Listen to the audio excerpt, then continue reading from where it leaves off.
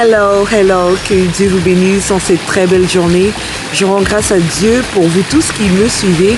C'est la journée que l'Éternel a faite et je voudrais partager cette pensée. C'est la lettre de l'apôtre Paul aux Philippiens, chapitre 4, verset 6. Il leur dit « Ne vous inquiétez de rien, mais en toute chose, faites connaître vos besoins à Dieu. » Et en y réfléchissant, je me suis rendu compte que dans le quotidien, nous sommes inquiets par rapport à notre vie, l'incertitude pour le futur.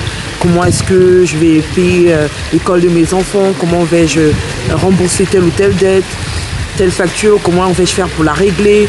Qu'est-ce que ma vie va devenir? Dans le milieu professionnel, on se pose la question, où est-ce que j'en suis? Et finalement, est-ce que je vais atteindre mes objectifs?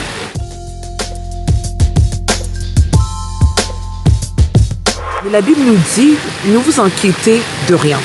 Dans le rien, il y a le mariage. Dans le rien, il y a les finances. Dans le rien, il y a même la santé. Et si l'apôtre Paul nous dit cette parole, c'est que certainement il a une raison. Il y a une raison pour laquelle il nous l'a dit.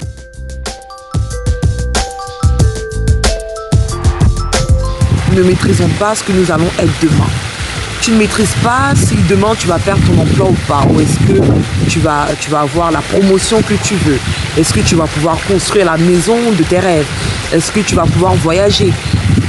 Tu ne maîtrises rien du tout parce que c'est Dieu qui contrôle toutes choses.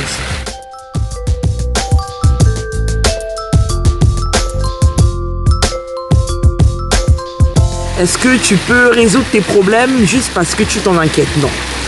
Est-ce que tu vas te marier juste parce que tous les soirs tu y penses fortement et que tu n'arrives pas à dormir? Je dis non.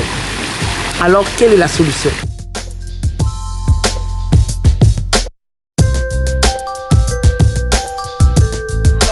Je suis venu te dire qu'il y a quelqu'un qui peut répondre à ce besoin-là.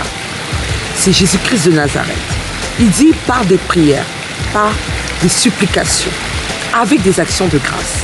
Lorsque nous nous levons le matin, que nous allons vers ce Dieu-là, nous avons besoin de communiquer avec lui, de lui faire connaître ces choses-là qui nous sont chères, ces choses-là qui provoquent chez nous de l'inquiétude. Mais lui, il a la réponse à cela. Lui, il a la solution à cela. Et il veut le faire, il veut répondre, il veut apporter la solution. Parce que la Bible nous dit que nous les hommes, nous avons un Père céleste. Et si nous avons un Père céleste qui s'occupe même des animaux, des champs, qui s'occupe des oiseaux dans le ciel, qui s'occupe même de l'herbe, qui donne à manger, un animal qui n'a pas semé, qui n'a pas moissonné, mais qui mange. Alors qu'en est-il pour nous qui sommes enfants de Dieu, qui sommes créatures de Dieu? Dieu a la réponse à nos besoins.